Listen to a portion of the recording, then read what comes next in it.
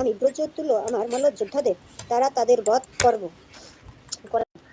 ৩১ এই দুইজন নিহত হলে আমি বসুদেবকে এবং বৃঞ্চি ভোজ ও দশাহ বংশজাত তাদের সকল শোক সন্তপ্ত বান্ধবদের বধ করব। তাৎপর্য, আজকের দিনে সারা বিশ্ব জুড়ে দুরাত্মা রাজনৈতিক নেতারা এই ধরনের পরিকল্পনা করে তা পালন করছে। শ্লোক নং ৩৪ আমার রাজ্য লোভী বৃদ্ধ পিতা উগ্রসেন, তার ভ্রাতা দেবক ও আমার অন্যান্য সকল শত্রুদেরও আমি হত্যা করব।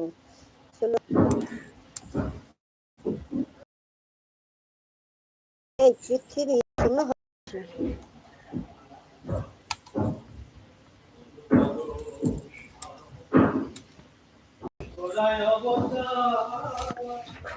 এখান থেকে কারো কোনো প্রশ্ন আছে? কেউ কিছু বুঝতে পারেননি?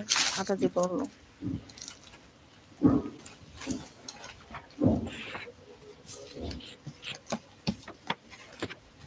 আচ্ছা, কারো কোনো প্রশ্ন না থাকলে পরবর্তীতে কে পড়বে কৃপা করে? অনেকে আছে মাতাজিরা,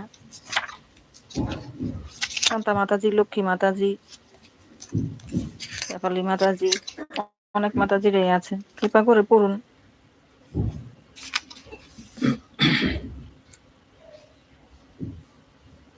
হরে কৃষ্ণ।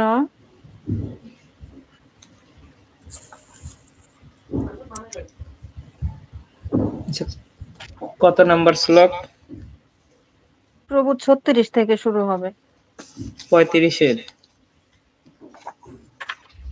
36 আর 36, 35 না প্রভু, 36 অধ্যায়ের 36 নম্বর শ্লোক।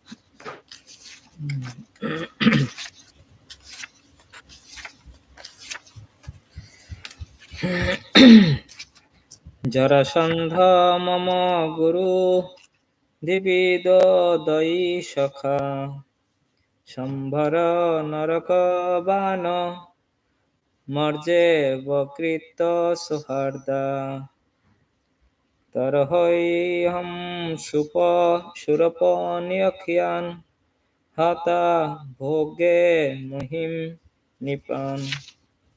অনুবাদ, আমার গুরুজন জরাসন্ধ ও প্রিয় সখা দিব্যদের মতোই সম্ভর, নরক ও বান আমার দৃঢ় শুভাকাঙ্ক্ষী। দেবতাদের পক্ষ গ্রহণকারী রাজাদের হত্যা করে আমি এদের ব্যবহার করব, আর তারপর আমি পৃথিবী শাসন করব। এত জগেতা অনয় ক্ষিপ্রম রামকৃষ্ণ অবিহার্দবকৈ ধনুর মুখ নিরক্ষথম দৃষ্টম যদুপর শ্রিয়ম। এখন তুমি আমার উদ্দেশ্য হৃদয়ঙ্গম করেছ, সত্বর যাও, ধনুর্যজ্ঞ যদুপুরীর ঐশ্বর্য দর্শন করার জন্য কৃষ্ণ ও বলরামকে নিয়ে এসো।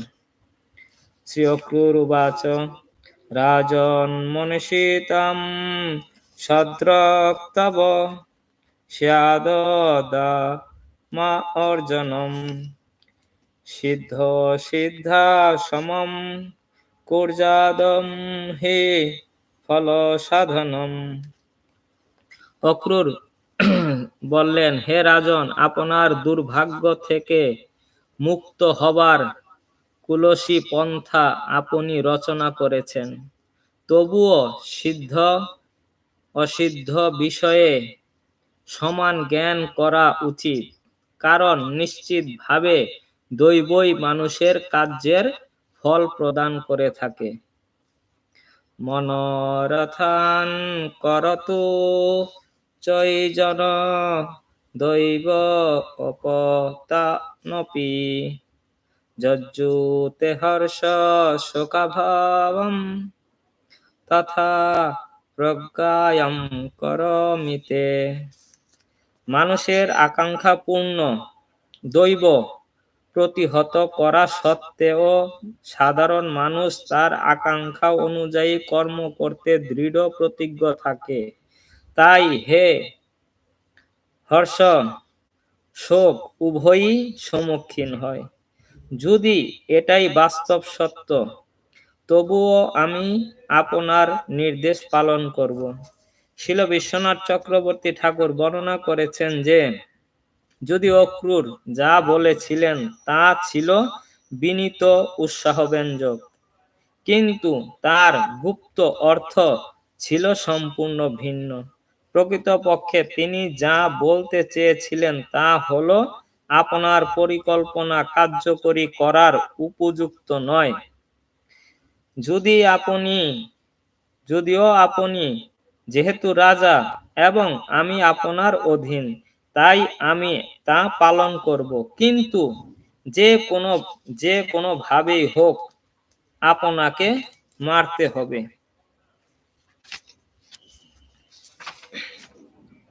ইয়েবা অদৃশ্যম চক্রুরম মন্ত্রিশ্চ বিসর্জস প্রবিবেশ গৃহম কংসস্থ অক্রূর সমালয়ম। সুখদেব গোস্বামী বললেন, এইভাবে অক্রূরের নির্দেশ প্রদান করে রাজা কংস তার মন্ত্রীদের বিদায় দিয়ে গৃহে প্রবেশ করল। অক্রূর ও গৃহে ফিরে গেলেন। তো এখানে আমরা দেখতে পাচ্ছি অক্রূরকে অনেক প্ল্যানের কথা বলতেছে, কিভাবে কৃষ্ণকে এনে মারবে, সবকিছু অবগত করিয়েছে। কিন্তু এইখানে অক্রূর খুব সুন্দরভাবে একটা কথা বলছিল যে বিনীত ছিল, সেই কথার মধ্যে বিনীত ভাব ছিল, উৎসাহব্যঞ্জক ছিল। সে যে প্ল্যান করতেছে প্রকৃতপক্ষে সে প্ল্যানটা কতটুকু সাকসেসফুল হবে, হ্যাঁ, সেটাও বলতে চাচ্ছে, কিন্তু অসুর তো সে বুঝতে পারতেছে না। দেখবেন অসুরদের যেই কোনো ব্যাপারে উৎসাহ দিবেন, হ্যাঁ হ্যাঁ খুব সুন্দর বুদ্ধি দিয়েছ, যদি তাকে মারারও বুদ্ধি দেন, আপনার যদি মনে হ্যাঁ হ্যাঁ আপনার এই প্ল্যানটা ভালো হয়েছে, কিন্তু এই প্ল্যানটা মূলত ভক্তরা বুঝতে পারতেছে যে এটা কংসই মরবে, তখন সেই নিজের মরার প্ল্যান নিজেই করতেছে। তাও অক্রূরও সেটাই কি করছে, হ্যাঁ সায় দিচ্ছে, তাকে বোঝাচ্ছেও যে তার মরণটা কি নিশ্চিত, সে মরবেই। কিন্তু অসুর বুঝতে পারতেছে না যে আমি মরবো। আমাদের অনেক সময় অনেকে অনেক বুদ্ধি দেয়, কিন্তু সেই বুদ্ধিটা দিয়ে আমি কতটুকু সাকসেসফুল হব সেটা চিন্তার বিষয়। ভক্তরা দেখুন খুব ভালো বুদ্ধি দেয়, আমাদের জন্ম মৃত্যুর চক্র থেকে পার হওয়ার জন্য, আমাদের সহজে মরতে দিতে চায় না। যে আপনি যেভাবে ভজন সাধন করতেছেন এতে আপনার কি হবে, একটা খারাপ গতি হবে, হ্যাঁ আপনি ওই পথ থেকে চলে আসুন। কিন্তু এখানে অসুর কংসকে বললো কি হবে সেটা বোঝেনি, সে উল্টাটা বুঝছে, হ্যাঁ হ্যাঁ আমার বুদ্ধির প্রশংসা করছে। তো এখানেও দেখতেছি যে কোনো ভাবে হোক আপনাকে মারতে হবে। আর অক্রূরও খুব বিনীত ভাবে কথাগুলো বলছেন, ঠিক আছে আমি পালন করব, যেহেতু আপনার অধীন, আপনি বলছেন তাহলে আমার সেই কাজটা করা উচিত। তো সেই মতোই পালন করতেছে, কিন্তু এর ফল হবে কি, কংসের মৃত্যু। আর কংসের বুদ্ধিটা ভালো, নিজের মৃত্যু নিজে ডেকে নিয়ে আসতেছে। ঠিক আছে, কারো কোনো প্রশ্ন আছে?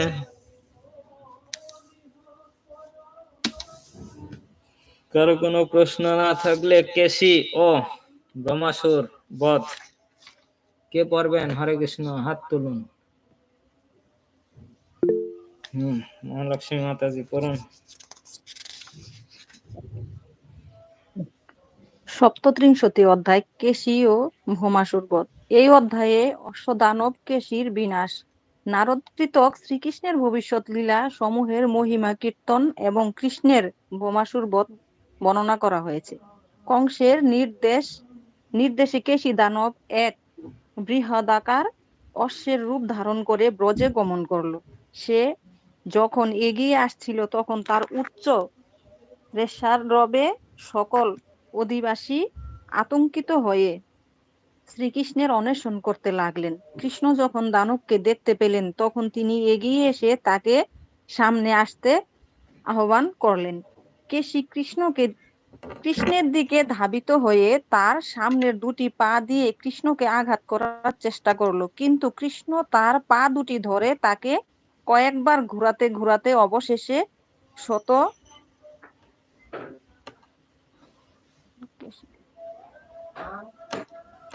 কিন্তু কৃষ্ণ তার পা দুটি ধরে তাকে কয়েকবার ঘুরাতে ঘুরাতে অবশেষে শত ধনুক দূরে নিক্ষেপ করলেন। কেশী কিছু সময়ের জন্য অচেতন হয়ে পড়ে থাকলো। দানবটি যখন আবার চেতনা ফিরে পেল, সে মুখ প্রদান করে পুনরায় ভয়ঙ্কর ভাবে কৃষ্ণের দিকে ধাবিত হলো। ভগবান যখন তার বাম বাহুটিকে অশ্বাসুরের মুখের ভিতর প্রবেশ করিয়ে দিলেন এবং কেশী যখন বাহুটিকে দংশন করার চেষ্টা করলো, সেটি যখন উত্তপ্ত লৌহ দণ্ডের মতো মনে হলো। কৃষ্ণের বাহু আরো আরো বর্ধিত হচ্ছিল, আর অবশেষে দানবটির শ্বাসরুদ্ধ হলো, আর কেশী অত্যন্ত যন্ত্রণার মধ্যে তার প্রাণ ত্যাগ করলো।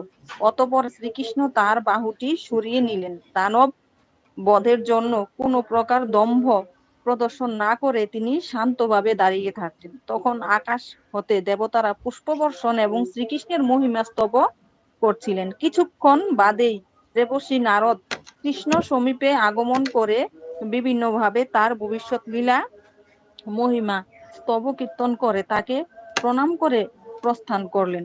একদিন গোচারণ কালে কৃষ্ণ, বলরাম ও গোপবালকেরা লুকোচুরি খেলায় প্রবৃত্ত হলেন। কোনো বালক মেঘ সাজালেন, কোনো বালক চোর সাজলেন এবং অন্যান্যরা মেষপালক সাজলেন। চোরেরা মেষদের চুরি করলে পর মেষপালকেরা মেষদের অন্বেষণ করবে। এই খেলার সুযোগ গ্রহণ করে কংসের পাঠানো ভৌম নামে এক অসুর গোপবালকের মতো নিজেকে সজ্জিত করে চোর পক্ষ যোগদান করলো। সে একসঙ্গে কয়েকজন গোপবালককে অপহরণ করে এক পর্বত গুহায় নিক্ষেপ করে তাদের সেখানে রেখে প্রবেশ পথটি প্রস্তর খণ্ড দিয়ে বন্ধ করে দিল। ধীরে ধীরে ভৌমাসুর মাত্র 4-5 জন গোপবালক ছাড়া আর সকলেই অপহরণ করলো। দানবের কীর্তি দর্শন করে শ্রীকৃষ্ণ তার পশ্চাতে ধাবিত হয়ে তাকে ধরলেন এবং বলির পশুকে কেউ যেভাবে বধ করে ঠিক সেভাবে তাকে বধ করলেন। প্রভু 1-2 নাম্বার শ্লোক পড়ব? পড়েন পড়েন। ঠিক আছে প্রভু। শ্রীশুক উবাচ কেশী তু কংস ব্রহীত ঘোর মহিম মহাহয় নির্জয়ম মনোজবঃ শটাক বধূতাভ্র শটা অবধূতা অব্রবীমান মন সংকুলম কুর্বন্নবহিষিত ভীষিতা নিখিল তম ত্রাসয়ন্তম ভগবান সগোকুলম তদ্দেশিতৈবাল বিগুণিতা তাম্বুদম আত্মনমাজ মৃগয়ন্তম অগ্রণীর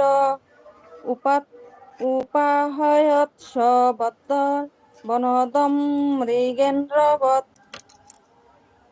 অনুবাদ: সুখদেব গোস্বামী বললেন, কংসকৃত প্রেরিত কেশী দানব বৃহদাকার অশ্বরূপে ব্রজে উপস্থিত হলো। মনের গতিতে ধাবিত হয়ে সে তার খুর দিয়ে পৃথিবীকে বিদর্ণ করছিল। আকাশব্যাপী দেবতাগণের বিমান ও মেঘরাশিকে তার কেশর ধারা বিক্ষিপ্ত করে তার উচ্চধ্বনি ধারা উপস্থিত সবাইকে সে আতঙ্কিত করছিল। পরমেশ্বর ভগবান যখন দেখলেন যে কিভাবে ভয়াবহ সাধ্বনি তার ও তার পুচ্ছ ধারা মেঘরাশিকে সঞ্চারিত করে দানব তার নিজ গোকুলকে ভীত করে তুলছে, তখন তিনি তার সম্মুখীন হওয়ার জন্য এগিয়ে এলেন। যুদ্ধ করার জন্য কেশী কৃষ্ণকে অনুসন্ধান করছিলেন।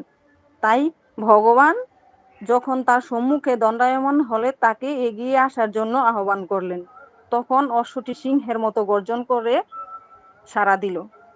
তো এখানে আমরা এই শ্লোকের মাধ্যমে দেখতে পাচ্ছি যে কি করছে, সুখদেব গোস্বামী বলছে যে কংসকৃত প্রেরিত যে কেশী দানব সে কি করলো, বিরাট বড় একটা ঘোড়ার রূপ ধারণ করলো। সেটা ঘোড়ার রূপ ধারণ করে কি করলো, ব্রজে প্রবেশ করলো। তো সে মানে এত দ্রুত ভাবে দৌড়াচ্ছিল, মানে মনের গতির থেকেও সে অনেক দ্রুত এরকম ভাবে দৌড়াচ্ছে।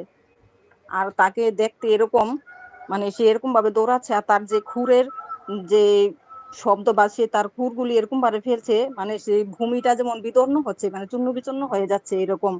আর তার যে মাথার যে কেশর, যে ঘোড়ার যে পিছনে একটা যে কেশর থাকে, সেটা মানে এত উঁচু দেখতে, সে আকাশের মেঘ রাশিকে মানে যেমন সে ছুঁয়ে যাচ্ছে এবং সেগুলিকেও সে বিক্ষিপ্ত করছে এরকম। আর তার যেই স্বর, সেইভাবে যেভাবে সে ডাকছে, সেই ধ্বনিতে মানে সেই ঘোড়ার ধ্বনি মানে শব্দে তরঙ্গে কি হচ্ছে, সবাইকে মানে সবাই আতঙ্কেও হয়ে যাচ্ছে। আর পরমেশ্বর ভগবান যখন দেখতে পেলেন যে এই ভয়াবহ তার ধ্বনির দ্বারা কি হচ্ছে, যে ব্রজবাসীরা তখন তারা সবাই খুব ভীত হয়ে গেছে, তখন ভগবান কি করলো, তার সামনে গিয়ে মানে তাকে যুদ্ধ করার জন্য আহ্বান করলো। তো যখন ভগবান তার সামনে গিয়ে দাঁড়ালো, যখন তার প্রতি দণ্ডায়মান হলো, তখন সে কি করলো, তার দিকে এগিয়ে আসলো এবং সিংহের মতো সে গর্জন করতে শুরু করলো। হরে কৃষ্ণ প্রভু।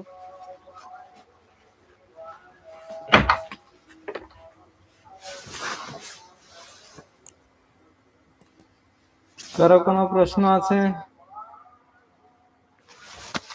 তারপর কে বলবে? নতুন কেউ? শান্তা?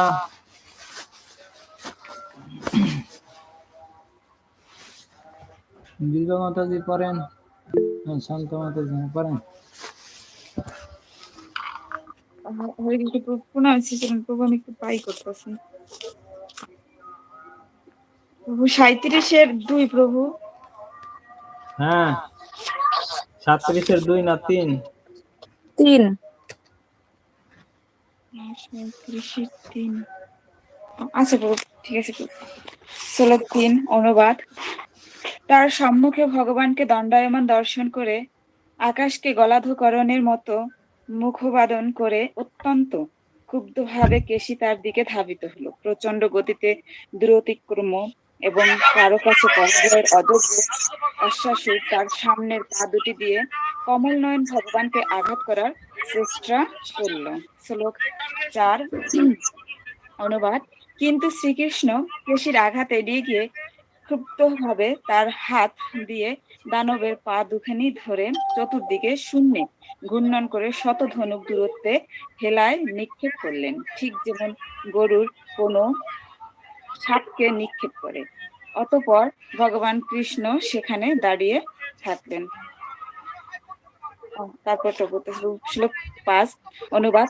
চেতনা ফিরে পেয়ে ক্রুদ্ধভাবে উত্থিত হয়ে মুখ বাদন করে সে পুনরায় শ্রীকৃষ্ণকে আক্রমণের জন্য ধাবিত হলো, কিন্তু ভগবান হাসতে হাসতে তার বাম বাহু অর্শের মুখের ভিতর প্রবেশ করালেন, যেন অতি সহজেই একটি সর্প গর্ত মধ্যে প্রবেশ করলো।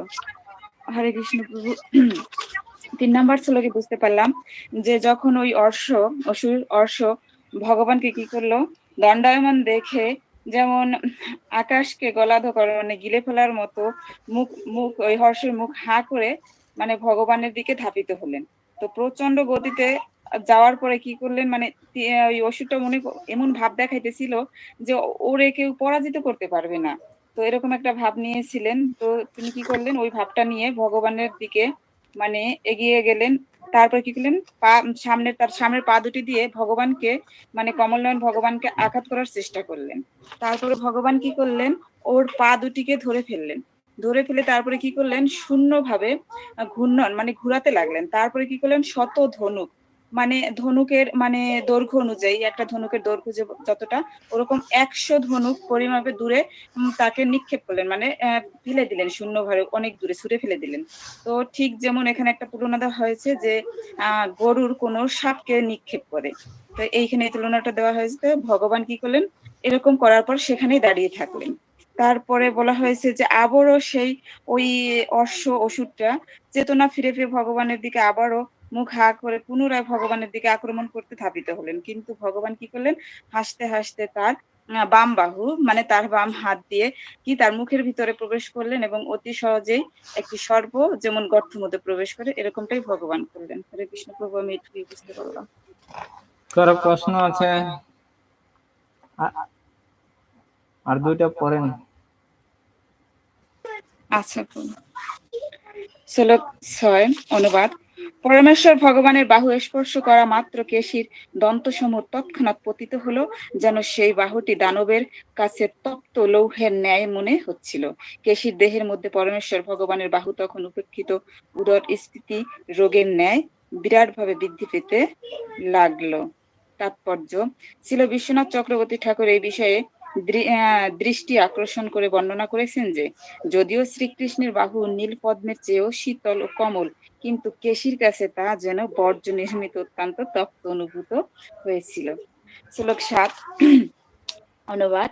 শ্রীকৃষ্ণের ক্রমবর্ধমান বাহু সম্পূর্ণরূপে কেশির শ্বাসরোধ করলে সে ইতস্তত পদনিক্ষেপ করে ধর্মাত্ম কলবরে বিস্ফারিত নয়নে পুরীশ ত্যাগ করতে করতে প্রাণহীন হয়ে ভূমিতে পতিত হলো। 6 নম্বর শ্লোকে প্রভু এটাই বুঝতে পারলাম যে ভগবান যখন তার মুখের মধ্যে হাত ঢুকিয়ে দিয়েছিলেন, তো তখন তার কি হয়েছিল, দন্তগুলি সম্পূর্ণ ভেঙে গিয়েছিল এবং মানে পতিত হয়েছিল, ভেঙে গিয়েছিল।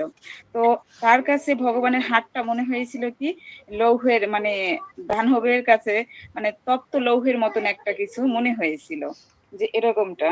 তো কেশিদের মধ্যে পরমেশ্বর ভগবানের বাহু তখন উপেক্ষিত উদরস্ফীতি রোগের ন্যায় একটা উদরস্ফীত মানে পেট ফাঁপা রোগের মতো মানে বিরাট ভাবে বৃদ্ধি পেতে লাগলো। ভগবানের হাতটা ওর পেটে দিয়ে মানে বৃদ্ধি পেতে লাগলো। তো সেটাই বুঝতে পারলাম। এখানে তাৎপর্যে বলা হয়েছে যে ভগবান হচ্ছেন কি শীতল ও কোমল। তিনি এতটাই কোমল যে তো কি করে তিনি এত গরম হতে পারে বা এতই হতে পারে, কিন্তু সেইটা ব্যক্তির ক্ষেত্রে প্রযোজ্য। যেমন ও ছিল একটা অসুর, কিন্তু অসুরের কাছে তো ভগবান যে কোনো ভাবেই এরকম রূপ ধারণ করতে পারে বা ভগবান এরকম হতে পারে, কিন্তু ভক্তের কাছে কখনোই তিনি ওরকম নন, তিনি ওই শীতল বা কোমলই।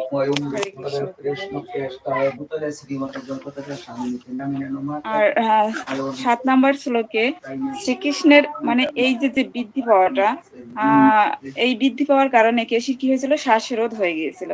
তো তিনি ইতস্থিত হয়ে মানে নিক্ষেপ করে মানে তিনি ঘামাক্ত হয়ে গিয়েছিলেন। তো পরবর্তীতে তিনি পুরীশ ত্যাগ করতে করতে প্রাণহীন হয়ে ভূমিতে পতিত হলো। পুরীশ বলতে ঠিক আমি বুঝতে পারলাম না, প্রভু অপরাধ ক্ষমা করবেন, আমি শুনি নেই। মলমূত্র মাতাজি। ঠিক আছে মাতাজি, প্রণাম শ্রীচরণে।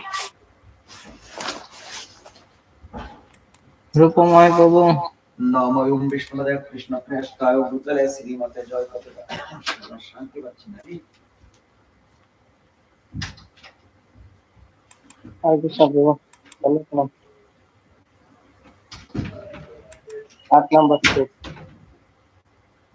মহাবাহু কৃষ্ণ কেশে দেহ মতে তার হাত দীর্ঘ কণ্ঠ ফলের ন্যায় তার বহু আকর্ষণ করে নিলেন। অনায়াসে তার শত্রুকে বধ করা সত্ত্বেও গর্বশূন্য হয়ে ভগবান উপর থেকে দেবতাদের পুষ্পবৃষ্টি পূজা গ্রহণ করেছিলেন। লোক নয়, হে রাজন। অতঃপর ভগবৎ শ্রেষ্ঠ দেবর্ষি নারদ মুনি অক্লিষ্ট কর্মা শ্রীকৃষ্ণের কাছে আগমন করে একান্তে তাকে বলতে লাগলেন। তাৎপর্য: কংসের সঙ্গে কথা বলার পর নারদ মুনি শ্রীকৃষ্ণের দর্শনে গমন করেছিলেন। ভগবানের বৃন্দাবন লীলা প্রায় সম্পূর্ণ হয়েছে এবং নারদ দেখতে চেয়েছিলেন যে কৃষ্ণ মথুরায় লীলা সমূহ শুরু করুন। আমি দুটো থেকে বলছি যে নারদ মুনির কার্যবিধি বলতেছে। নারদ মুনি যখন ওই কংসের সাথে দেখা করলো, কংসর পরে আবার ভগবানের সাথে দেখা করতে চলে গেছে। ওইখানে গিয়ে কি করছে, ভগবানের সাথে ওইখানে গিয়ে ওই বলতেছে যে বৃন্দাবন লীলা, ভগবানের বৃন্দাবন লীলা শেষ হয়েছে, এখন দ্বারকা লীলা শুরু করার জন্য তাকে আহ্বান করতেছে, মানে বলে দিতেছে। এই দুটো শ্লোকে এটাই বোঝানো হয়েছে। আর একটা কথা এনে বলছে যে ভগবান এত কিছু করার পরে গর্বশূন্য হয়ে দেব দেবীর দেবতাদের পুষ্টি বৃত্তি গ্রহণ করেছিলেন। আমরা কিছু করলে আমাদের অহংকার জন্মায়, কিন্তু ভগবান কিছু করার এত যে অসুর বধ করার পরেও তার কোনো অহংকার ছিল না, নিরহংকারী ছিলেন। এটাই হচ্ছে কথা। হরে কৃষ্ণ।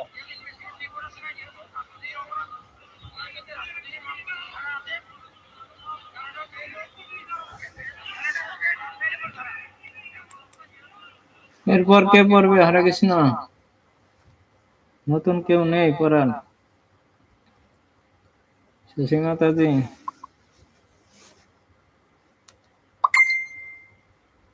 হরে কৃষ্ণ প্রভু। কেউ না পড়লে আমি কন্টিনিউ করি আর কি।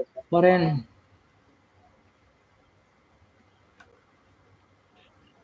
শ্লোক 10-11। হে কৃষ্ণ, কৃষ্ণ অজ্ঞেয় স্বরূপ যোগেশ্বর জগন্নাথ, হে বাসুদেব সর্ব জীবাশ্রয় যাদব শ্রেষ্ঠ, হে প্রভু আপনি কণ্ঠ মধ্যে তপ্ত বহির্মত, হৃদয় অভ্যন্তরে অদৃশ্যভাবে অসীম, সর্বজীবের পরমাত্মা আপনি, সর্বসাক্ষী মহাপুরুষ ও পরম নিয়ন্ত্রক স্বরূপ। শ্লোক 12। আপনি সর্বত্র আশ্রয় এবং পরম নিয়ন্ত্রণ রূপে, কেবলমাত্র আপনার ইচ্ছার দ্বারাই আপনি আপনার আকাঙ্ক্ষা পূর্ণ করেন। আপনার মায়া শক্তির দ্বারা আদিতে আপনি ছাড়া প্রকৃতির গুণসমূহ প্রকাশ করেছেন এবং তারই মধ্যে আপনি ব্রহ্মাণ্ড সৃষ্টি পালনও করে বিনাশ সাধন করে থাকেন। এখানে ভগবানের মহিমা নারদ মুনি বলতেছিল, ওই যে এর আগে শ্লোকে আমি বললাম যে নারদ মুনি তারপরে ভগবানের সাথে এসে যখন দেখা করলো, তখন ভগবানের প্রশংসা করতেছে। ভগবান কে বা কি, কৃষ্ণের যে স্বরূপ স্বরূপ সে বর্ণনা করে তার কাছে বর্ণনা করতেছে। আর 12 নম্বর শ্লোকে বলছে যে সবকিছু ভগবান পালন করতেছে। এটা আমরা তো এই ভাগবতমের দশম স্কন্ধে আসার আগে থেকেই দেখতেছি যে ভগবানের লীলাগুলি ভগবান কিভাবে সংবরণ করতেছে। আর আমরা এটাও জানি যে ব্রহ্মা সৃষ্টি করে, বিষ্ণু পালন করে, আর শিবের মাধ্যমে ভগবান সবকিছু ধ্বংস করে। শ্লোক 13। নরপতি রূপে দৈত্য, প্রমথ রাক্ষস রূপে বিরাজমান বিভিন্ন অসুরদের সংহার করে সাধুজনের রক্ষার জন্য আপনি একাই স্রষ্টা এখন এই পৃথিবীতে অবতীর্ণ হয়েছে। এটা আমরা ভগবদ গীতায় এই 8ম অধ্যায় 8 নম্বর শ্লোকে দেখতে পাই যে পরিত্রাণায় সাধনম বিনাশায় চ দুষ্কৃতম ধর্ম সংস্থাপনার্থে সম্ভাবনা যুগে যুগে। এটা এখানে আবার বলতেছে যে আপনি এই মনুষ্যদের প্রতি, নরপতি মানে মানুষদের প্রতি দত্ত, প্রমথ রাক্ষস এবং বিরাজমান অসুরদের সংহার। এই যে আমরা বলছি যে যারাই ভগবত ভক্তদের অনিষ্ট করতে চায় তাদের সংহার, এবং যে দুষ্ট লোক আছে তাদের সংহার করে ভগবান কি করেন, ভক্তদের রক্ষা করেন এবং এই সৃষ্টি সুন্দরভাবে পালন করেন তার নির্দেশের মাধ্যমে কৃষ্ণদেব। কিন্তু আমাদের সৌভাগ্যক্রমে আপনি আপনার বিনাশের ক্রীড়া উপভোগ করেছেন। যা ভগবান যে যে এগুলা করতেছে, এটা যারা এটা বুঝতে পারে এটা একমাত্র সৌভাগ্যবান। আমরা বলি যে যারা যথার্থ বুদ্ধিমান তারাই একমাত্র বুঝতে পারে যে ভগবান এই ধরনের লীলা করেন, অন্য কেউ এটা বুঝতে পারে না। শ্লোক 14। অসুরূপী অসুর এতটাই ভয়ঙ্কর ছিল যে তার উৎসাধ্বনিতে ভীত হয়ে দেবতারা তাদের স্বর্গরাজ্য পরিত্যাগ করেছিলেন, কিন্তু আপনার সৌভাগ্যক্রমে আপনি তাকে বিলাস এর ক্রীড়া উপভোগ করিয়েছেন। কতটা ভয়ঙ্কর ছিল যে দেবতারা তাদের রাজ্য ছেড়ে চলে গেছিল। দেখো, আমরা একটা জিনিস এখানে খুব ভালোভাবে লক্ষ্য করতেছি যে আমাদের চেয়ে বেশি ভয় থাকে দেবতারা মনে হচ্ছে। আজকে সকালে ক্লাসে শুনতেছিলাম তো বলতেছিল যে ইন্দ্রদেব এরকম, যদি কেউ তপস্যা করে তাও ভয় পায়, কেউ যজ্ঞ করলেও ভয় পায়, কোনো দেবতাও এই অসুরও যদি কিঞ্চিত কোনো কাজ সাধনের জন্য তপস্যা করে, তাহলে তার এটার মধ্যে সে এসে মানে অনিষ্ট করে। এটা হচ্ছে ইন্দ্রদেবের পদ হারানোর ভয়। আমরা এই জগতে দেখতে পাই অনেক সময় যে সাধারণ লোকজন এরকম করে কি, যদি কেউ একটু ভালো চাকরি করে তাহলে এটার পিছনে লেগে থাকে, বা কেউ যদি একটু উন্নতি সাধন করতে চায় তাহলে এর পিছনে লেগে থাকে। কিন্তু দেবতাদের ক্ষেত্রেও একই অবস্থা, যে দেবতারা কিছু হলেই ভয়ে পালিয়ে যায়, তাদের স্থান ত্যাগ করে নিজেদের আত্মরক্ষার জন্য খুব ভয়ে ভীত থাকে, সাধারণ মানুষের মতো। হরে কৃষ্ণ, এখানে এটাই বলছে। কেউ আছে যে কিছু বলবেন না আপনি পরবর্তীতে? প্রভু পড়তাম। করুন তাহলে। হরে কৃষ্ণ। 15 থেকে 20 আপনি বলুন। আচ্ছা, হরে কৃষ্ণ। শ্লোক 15 থেকে 20 অনুবাদ। আর দুদিনের মধ্যেই হে সর্বশক্তিমান ভগবান চানুর, মুষ্টিক ও অন্যান্য মল্লগণকে সেই কুবলয়া পীর, হস্তি ও রাজাসহ আপনার হাতে নিহত হতে দেখব। এরপর আমি আপনাকে কালযবন, মূঢ় এবং নরক এবং শঙ্খাসুর বধ করতে দেখব, এবং আমি আপনাকে ইন্দ্রকে পরাজিত করে পারিজাত ফুলও হরণ করতে দর্শন করব। অতঃপর আমি দর্শন করব যে বীরত্ব রূপ শুক্লের বিনিময়ে বীর রাজাদের কন্যাগণকে আপনি বিবাহ করেছেন। তারপর আপনি দ্বারকায় রাজা নৃগকে অভিশাপ থেকে উদ্ধার করবেন এবং আপনার আরো একজন পত্নী জাম্বতী সহ সমন্তক মুনি গ্রহণ করবেন। আপনার সেবক যমরাজের আলয় থেকে আপনি এক ব্রাহ্মণের মৃত পুত্রকে ফিরিয়ে আনবেন, আর তারপর আপনি পৌনরককে বধ করবেন, কাশী নগরী দাহ করবেন, দন্তবক্রের বিনাশ করবেন ও বিশাল রাজস্ব যজ্ঞের সময় চেদিরাজকে বধ করবেন। আপনার দ্বারকায় বাসের সময় অন্যান্য আরো কর্ম যা আপনি সম্পাদন করবেন, সেই সঙ্গে এই সমস্ত বীরত্ব লীলা সমূহ আমি দর্শন করব। দিব্য কবিগণের গানের এই সকল লীলা পৃথিবীতে কীর্তিত হয়ে থাকে। হরে কৃষ্ণ। তো এখানে নারদ মুনি ভগবানকে বলছেন যে পরবর্তী আর কয়েকদিনের মধ্যে, 2 দিনের মধ্যে উল্লেখ করা হচ্ছে, মানে সেটা হয়তো কিছুদিন বোঝানো হয়েছে, যেখানে বলা হচ্ছে তারপর যে কংস যে সমস্ত তার মল্ল যে যোদ্ধাগণ এবং যে হস্তি দ্বারা চাইছিল ভগবানের বধ করাবে, ভগবানকে নিহত করবে, তো সেই সমস্ত কিছুকে ভগবান বধ করে সারবে। তারপর কালযবনকে বধ করবে। আমরা এটা কালযবনের ঘটনাটা আমরা ভক্তিরসামৃত সিন্ধুতে পড়ে এসেছি। তারপর মূঢ়, নারদ, যে সমস্ত সংখ্যাসুর সবাইকে বধ করবে। তারপর আমরা জানতে পারি যে এক সময় রুক্মিণী মাতাজিকে না কাকে জানি পড়লাম কিছুদিন আগেই, যে পারিজাত ফুল আনতে যাবে, ইন্দ্র বাধা প্রদান করবে, তো ইন্দ্রকেও সেখানে পরাজিত করে পারিজাত পুষ্প তিনি নিয়ে আসবেন। তো এখানে তারপর বলা হচ্ছে তিনি, প্রভু এইগুলা কি এই ভাগবতমে বিস্তারিত থাকবে নাকি এটা মহাভারতের ভিতর পড়ে যাচ্ছে? থাকবে সামনে। ও আচ্ছা, হরে কৃষ্ণ।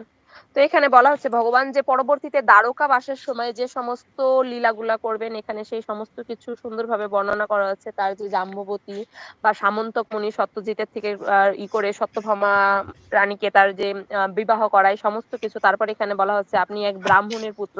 এটা হচ্ছে ভগবানের যেই গুরু ছিলেন সন্দীপন মুনি উজ্জয়িনীতে। তো তিনি পরবর্তীতে ভগবানের কাছে চেয়েছিলেন তার মৃত পুত্রকে ফিরিয়ে দিতে। এখানে সেই লীলাটাও বর্ণনা করা হচ্ছে যে তিনি যমরাজের কাছ থেকে তার মৃত পুত্রকে ফিরিয়ে আনবেন, তারপর পৌণ্ডরককে বধ করবে, দন্তবক্রের বিনাশ করবে, রাজস্ব যজ্ঞের সময় ওখানে চেদিরাজ, যখন যুধিষ্ঠির মহারাজ রাজস্ব যজ্ঞ করেছিলেন ওখানে চেদিরাজকে বধ করবে। তো এখানে বলা হচ্ছে যে আপনার দ্বারকা লীলায় আপনি যে সমস্ত কর্মসমূহ লীলাগুলা করবেন সেগুলো আমি ইতিমধ্যেই দর্শন করব। তো এইভাবে নারদ মুনি ভগবানের কাছে সবকিছু বিস্তারিত ভাবে বলছিলেন। তো এখানে বলা হচ্ছে দিব্য কবিগণের গানে এই সকল লীলা পৃথিবীতে কীর্তিত হয়ে থাকে। তো অনেক সময় দেখা যায় যে অনেকে ভগবানের এই লীলাগুলো খুব সুন্দরভাবে বর্ণনা করে থাকেন, যেটা নারদ মুনি এখানে বললেন। তো পরবর্তীতে হয়তো আমরা এই লীলাগুলো সব পেয়ে যাব। হরে কৃষ্ণ।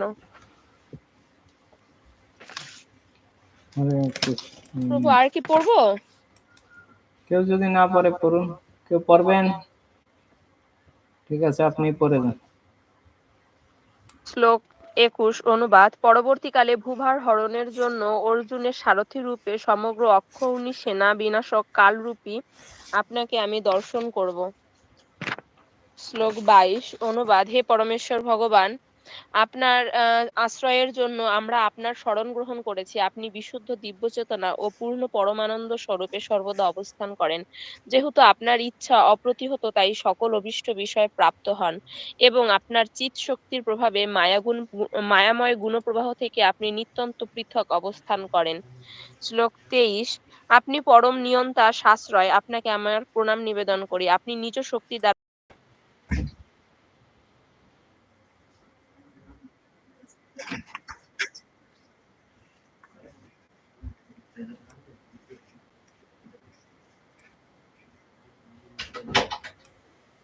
Thank you.